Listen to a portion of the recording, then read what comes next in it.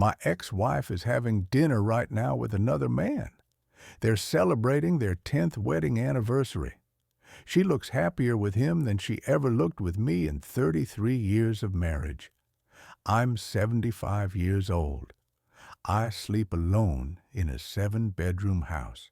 The only sound I hear is the echo of my own footsteps. I was a corporate lawyer, made partner at 34, senior partner at 47.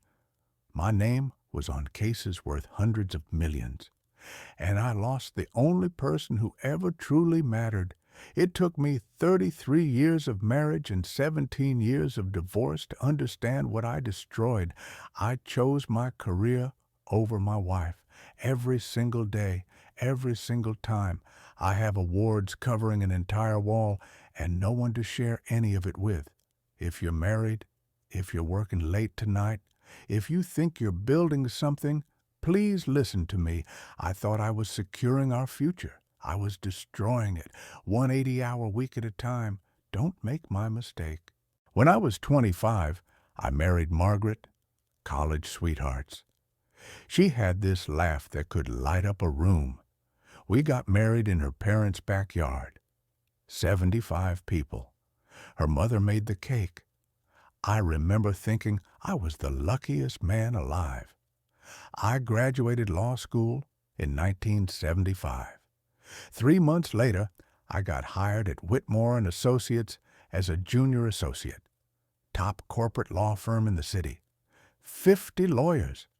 The kind of place where you made your name or you washed out. Starting salary, $28,000 a year. That was good money in 1975. Margaret was so proud. She threw me a surprise dinner, just the two of us. Steaks, candles. She'd saved up for weeks. "We made it," she said, raising her glass. I thought she meant the job. She meant us. They put me on the mergers and acquisitions team. My supervising partner, Harold Brennan, pulled me aside my first week. "You want to make it here," he said. "You work? 70 hours minimum. No excuses, no exceptions. The guys who go home at 6 p.m., they don't last." So I worked. 70 hours became 80. Margaret would call the office around 8 p.m. "When are you coming home?" "Soon, honey. Just finishing this contract review." "You said that yesterday." "I know. After this case closes, I promise, things will slow down." But they never did. In 1979, I made junior partner. 4 years at the firm. I was 29 years old. In 1984, I made full partner. The youngest in the firm's 62-year history. They put my name on the letterhead. Whitmore, Brennan, and Associates. Margaret framed the announcement, hung it in our hallway. I came home at 11:30 p.m. the night she hung it. She was already asleep. I was on top of the world. Partner at 34. 6-figure salary. Corner office on the 18th floor. View of the entire city. I just didn't see what it was costing me. Not yet. The 1990s were my golden years. 1991. Made lead counsel on the Techmark merger, $85 million deal. Worked 95-hour weeks for 7 months straight. Deal closed. Bonus, $140,000. Jennifer was 13. I missed her birthday party. Margaret said she cried. I sent flowers the next day with a card. "Sorry, sweetheart. Dad had to work." 1993. Promoted to senior partner. Salary, $485,000 base. My name moved up on the letterhead. Our 20th wedding anniversary was that year. Margaret planned a weekend trip. Just the two of us. Some bed and breakfast upstate. She'd been planning it for months. The Friday we were supposed to leave, I got called into a client emergency. Contract dispute. The client insisted I handle it personally. I told Margaret I couldn't go. "You promised," she said. "I know, but this client, This is a $12 million account. I can't say no." She went alone. Came back Sunday night. I was at the office. We never rescheduled. 1996, won Lawyer of the Year from the State Bar Association. Front page of the legal journal. Photo of me in my office. Arms crossed. Confident smile. I was 46 years old, at the absolute peak of my career. Michael had his first high school football game that fall, starting quarterback. Margaret begged me to come. "He talks about you all the time, Robert. He wants you to see him play." "I will, I promise, just not this game. I've got a deposition prep that can't move." I never went to a single game, not one. 4 years of high school football. I have the schedule Margaret gave me. She'd circled every game in red marker, written "please" next to the homecoming game. I found it in a drawer after the divorce. Every game, crossed out. 1998, the Hamilton case, hostile takeover defense, 8-month trial. I was in court or preparation every single day, weekends included. We won. $240 million judgment. The client sent a case of champagne to my office. Our 25th wedding anniversary was during the trial. I was in the middle of cross-examination prep. Margaret understood. She always understood. My secretary sent flowers. "Happy anniversary, love, Robert." Margaret later told me she knew I hadn't ordered them. The card had a typo in her name. 2003, named managing partner of the firm, youngest in firm history. Salary, $1.2 million, plus bonuses. I was overseeing 180 lawyers. Client portfolio worth over $2 billion. I was working 90-hour weeks, sometimes more. I'd come home at midnight. Margaret would be reading in bed. We'd sleep on opposite sides, a canyon between us. "How was your day?" she'd ask. "Long," I'd say. "Mine too." But I never asked what made it long. I never asked anything. On weekends, I'd be in my home office, door closed, conference calls, email, document review. Margaret would take the kids to the movies, to Sunday dinners with her parents, to Michael's college tours. I have photo albums from those years. I'm in maybe 5 photos. My son graduated high school in 2002. I was there. I made it to the ceremony. But I left right after. Had to take a call from Tokyo. In the parking lot. I missed the family dinner. Jennifer got married in 2006. I walked her down the aisle. During the father-daughter dance, she whispered, "I'm glad you made it, Dad." Not, "Thank you for being here." "I'm glad you made it." Like my presence was a surprise, a bonus. I didn't dance with Margaret once that night. I spent most of the reception talking to a potential client I'd invited. I thought I was being a good husband, a good father. I was providing, wasn't I? $2 million house in the suburbs, private universities for both kids, Mercedes in the driveway, vacation home in the Hamptons we never used. I thought money equaled love. I thought success at work meant success at home. Margaret stopped calling the office. She stopped asking when I'd be home. She stopped waiting up. At the time, I thought, good. She finally understands. She knows what it takes to succeed. God, I was such a fool. I was winning every case and losing the only case that mattered. March 15th, 2008. I was 58 years old. I'd just closed the biggest case of my career, the Preston-Gallagher merger, $340 million, 18 months of negotiations. The Wall Street Journal ran a feature article about it, about me. The firm threw a party in my honor, open bar, senior partners giving toasts to Robert Mitchell, the best closer in the business. I felt like a king. I got home around 11 p.m. Margaret was sitting at the kitchen table. There was a manila envelope in front of her. Her wedding ring was sitting on top of it, not on her finger, on the envelope.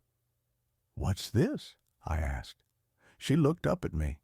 Her eyes were red, swollen, but she wasn't crying anymore. She looked exhausted, like she'd already cried everything out. "I filed for divorce today," she said. The room tilted.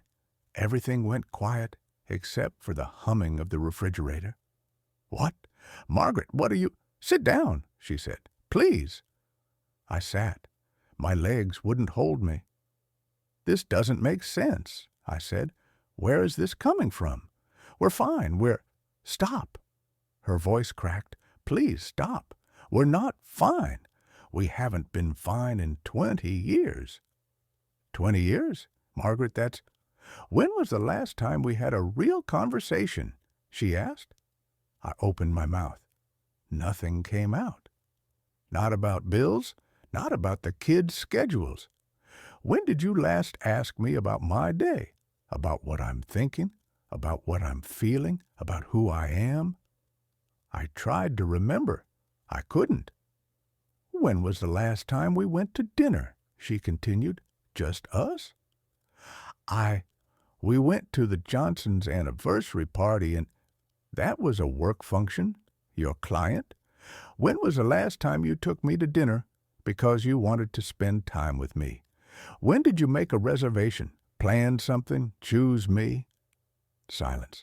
"I can tell you," she said. Her voice was shaking now. "Our anniversary, 2001, 7 years ago.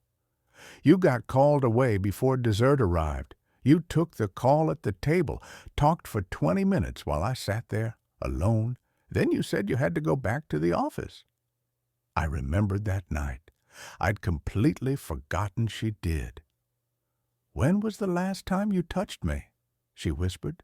"Really touched me? Held my hand while we watched TV? Put your arm around me? Kissed me like you meant it and not just on your way out the door?" "Margaret, I'm 57 years old," she said, "and I'm lonely. I have been lonely for so long that I forgot what it felt like to not be lonely. Do you understand that? I live with you. I sleep in the same bed. And I am completely, utterly alone." Her hands were shaking. "Do you know what it's like? Living with someone who treats you like a roommate, who looks through you, who comes home and walks past you like you're furniture, like you're part of the house. I never— You did. You do. Every single day." She pushed a piece of paper across the table. Lined notebook paper, her handwriting, neat, precise. "I made a list," she said, "of the things you've missed just in the last 5 years, Robert. Just 5 years." I looked at the list. Jennifer's graduate school acceptance. Told you at breakfast you were reading the Wall Street Journal. You said, "That's nice," without looking up Michael's engagement. Told you on the phone, you said, "That's great, gotta run," and hung up for a meeting. My mother's death. You came to the funeral home for 45 minutes, took 3 calls in the parking lot, flew back that night for a Monday deposition. Our 31st anniversary. You forgot completely. Our 32nd anniversary. Your secretary sent flowers with a card you didn't sign my promotion at the library. Worked there 15 years. Became head librarian. Told you at dinner you were on your laptop. My breast cancer scare. I had a biopsy. You were in court. I went alone. That last line. The words blurred.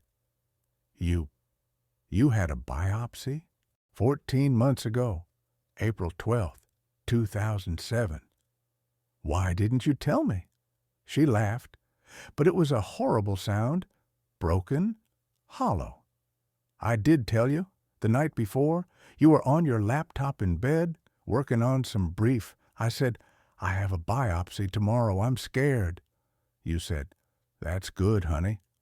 I'm sure it's nothing." You didn't even look up. You kept typing. I couldn't breathe. "It was benign," she said. "In case you're wondering, thank God." But I sat in that doctor's office, alone, shaking, waiting to find out if I had cancer. And I was alone, completely alone. "Margaret, I've been a widow for 20 years, she said, "but you're still alive. You're just not here. You've never been here, not really, not for so long that I can't even remember what it felt like when you were." Tears were streaming down her face now. "I waited for you. Do you understand that? I waited.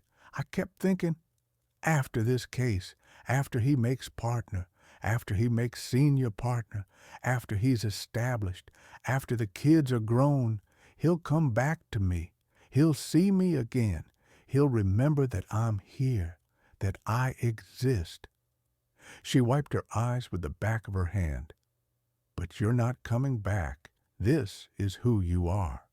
And I've finally accepted that. I can't change you, and I can't keep breaking my own heart hoping you'll change yourself." "That's not true. I love you. I've always—" "When's my birthday, Robert?" I froze. The kitchen clock ticked. "When's my birthday?" "August?" My mind was completely blank. Completely. "August 27th, she said quietly. "August 7th, 1950. It was 3 months ago. You forgot. You've forgotten for the last 4 years." I felt like I was going to be sick. "What's my favorite book?" I didn't know. "What do I do on Tuesday mornings?" I didn't know. "What's my mother's maiden name?" I didn't know. "What's my greatest fear?" I didn't know. "You don't know me," she said. "We've been married for 33 years, and you don't know me. Because you've never been present. You've been at the office. You've been on conference calls. You've been checking email at the dinner table, at Jennifer's wedding, at my mother's funeral. But you've never been here with me, seeing me, knowing me." "I was building a life for us," I said. My voice sounded desperate, pathetic. "Everything I did, the long hours, the cases, the promotions, it was all for us. For you, for the kids, for our future, for our security." She looked at me with something like pity. "No," she said. "You did it for you, for your ego, for your name on the letterhead, for the Wall Street Journal article, for other lawyers to respect you, for clients to want you. You did it because work made you feel important, powerful, successful, and I made you feel obligated." "That's not. When was the last time you prioritized me over work?" she asked. "Just once. One time. When did you ever choose me?" I sat there. I couldn't answer, because I couldn't remember a single time, not once in 33 years. "I asked you 2 years ago," she said. Her voice was barely a whisper now. "Do you remember? March 2006. I asked if you'd come with me to therapy, marriage counseling. I told you I was drowning. I told you we were falling apart. I told you I needed you." I vaguely remembered a conversation in passing. "You said you were too busy. You said things were fine. You said I was overreacting. You said we'd talk about it after the Richardson case closed." She paused. "That was 2 years ago. We never talked about it." She picked up her wedding ring, held it in her palm. The gold caught the kitchen light. "I wore this for 33 years. I meant every promise I made, for better or worse, richer or poorer, sickness and health. I meant it, Robert, every word. But you can't have a marriage alone. And I've been alone for 20 years. She placed the ring in my hand. Her fingers were cold. "I don't want to die having never been truly loved," she said. "Not just provided for, not just financially secure, loved, seen, chosen, known. I don't have another 20 years to wait, and I'm so tired of waiting. Margaret, please, I'm done. Those two words, I'm done, they were so final, so absolutely final. We can fix this, I said. I was begging now, actually begging. I'll do better. I'll cut back my hours. I'll make time. You won't, she said sadly, because this is who you are. This is who you've always been. And I've finally accepted that. I spent 20 years trying to change you, hoping you'd change, waiting for you to change, but you won't, because you don't want to. You love your career more than you've ever loved me. That's not true. Then prove it, she said. Right now, call the firm. Tell them you're taking a month off. Starting Monday, no cases, no calls, no email, 1 month, just us, to fix this. I opened my mouth. Nothing came out, because I was already thinking about the Hendrickson case, the Davis deposition, the partners meeting on Tuesday. She saw it in my face. That's what I thought, she said. She stood up. I'm staying with my sister for a while. My lawyer will be in touch. She picked up her purse, walked toward the door. Margaret, wait. She turned around. One last time. You had 33 years to choose me, she said. 12,000 days. And you chose your career every single day, every single time.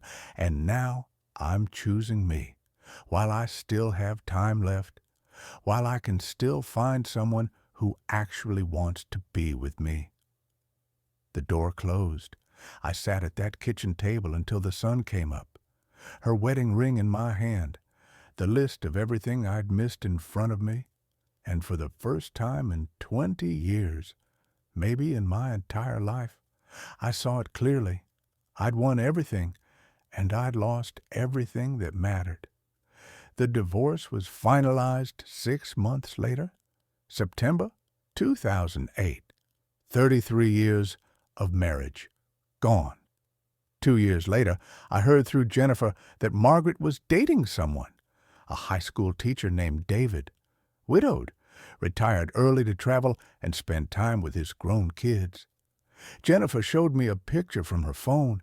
Margaret was on a beach somewhere, Greece maybe, laughing, her head thrown back, completely, genuinely, radiantly happy.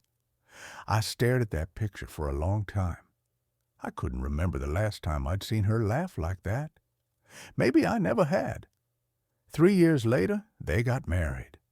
Small ceremony, her sister's garden, close friends and family. I wasn't invited. Michael went. Jennifer went. They showed me pictures afterward. I asked them to. I don't know why. There was one photo that broke me. Margaret and David dancing, his hand on the small of her back, her head resting on his shoulder. The way he was looking at her, like she was the only person in the world, like she was everything, like she was the miracle. And I realized something that completely destroyed me. She wasn't the problem. She was never the problem. I was. I had something precious, something irreplaceable, something people spend their entire lives searching for. And I threw it away because I was too busy, too important, too successful to notice I was holding it. But I see their photos on Facebook. Sunday dinners with all their kids and grandkids, hers and his, one big blended family, weekend trips. David took her to Italy last year, to the cooking class she always wanted to take. I remember she mentioned that once, 20 years ago, wanted to learn Italian cooking. I said, "That's nice," and went back to my brief. David learned Italian with her so they could take the class together. She looks happy. She looks free. She looks loved. My kids, they're polite. They call on my birthday, Father's Day, Christmas. but we're not close. Jennifer lives in Seattle. She has 2 kids. I've met them 3 times. Michael's in Boston, married. His wife is pregnant with their first child, my first grandson. They told me over email. Michael said once, a few years after the divorce, we were having lunch. Awkward, stilted. He put down his fork and looked at me. "Dad," he said, "you taught us that work was more important than family, that success mattered more than being present, that providing was the same as loving. So that's what we learned. That's what you taught us." He wasn't being cruel, just honest. I taught them I was too busy. So now they're too busy for me. Here's what I learned. Here's what it took me 75 years, a destroyed marriage, and 17 years of being alone to finally understand. Success at work means absolutely nothing if you fail at home. Nothing. You can have the corner office, the awards, the recognition, the respect of your peers, the newspaper articles, the legacy, and go home to an empty house. And that emptiness will swallow you whole. I thought I was building security, building a future, building something that mattered. But here's what I understand now. Life is not a construction project. You can't say, "I'll lay the foundation now and enjoy the house later." Because life is happening now. Your marriage is happening now. Your wife is right there, right now, wanting you to see her. And every day you miss is a brick you remove from the foundation. Every missed dinner, every forgotten anniversary, every conversation you're not present for, every time you choose work over her, you're not building anything. You're destroying what you already have, one neglected moment at a time. Think of it like this. Imagine your marriage is a plant. You can't ignore it for 20 years and then dump a bucket of water on it and expect it to survive. It needs daily attention, daily care, daily watering. A little bit every day, not some grand gesture once a year, not promises of later and after this case, and when things slow down. Every single day, and I didn't water it for 20 years. I let it die, and then I was shocked when it was gone. Margaret didn't need a bigger house. She didn't need expensive vacations we never took. She didn't need a luxury car. She needed me, present, there, listening when she talked, remembering what she said, asking about her day and actually caring about the answer, choosing her every single day, not after this case, not after this promotion, not after retirement, now, right now, every ordinary Tuesday, every regular Wednesday evening, every weekend. Those moments were the marriage, and I missed all of them. I'm 75 now. I retired 3 years ago. They gave me a gold watch, a crystal plaque, a standing ovation at the retirement dinner. 50 years with the firm. The managing partner gave a speech about my legacy, my cases, my contributions. The next Monday, someone else was sitting at my desk, a 32-year-old named Jason, hungry, ambitious, ready to work 90-hour weeks. The firm moved on. In 2 weeks, it was like I'd never been there. 50 years. Replaced in 2 weeks. I live alone now in a 7-bedroom house in Westchester, 4,000 square feet, pool, 3-car garage, guest house. Every room is empty. I eat dinner by myself every night. Sometimes I don't even bother cooking, just cereal, standing at the counter, in the dark. The awards are still on the wall in my study. Lawyer of the Year, 1996. Outstanding Achievement in Corporate Law, 2003. Lifetime Achievement Award, 2019. They're covered in dust now. I can't remember the last time I looked at them. Can't remember why they ever mattered. Margaret lives 20 minutes away. She and David have a condo near the water, smaller than my house, probably a tenth of the square footage. I thought those moments didn't matter because they were ordinary. But those ordinary moments were everything. That's what love is. It's not the wedding day. It's not the anniversary trip. It's Tuesday night on the couch. It's holding hands in the car. It's asking, "How was your day?" And listening to the answer. It's being there, really there, not physically present while mentally absent, not in the room, but on your phone, there, engaged, present, choosing her. And here's the cruelest truth. You can't negotiate with time. You can't call time back. You can't settle with it. Can't make a deal. Can't ask for an extension. Those moments, the dinners, the conversations, the quiet evenings, the ordinary Tuesdays, you don't get them back. You think you do. You think, "I'll make it up later. We have time.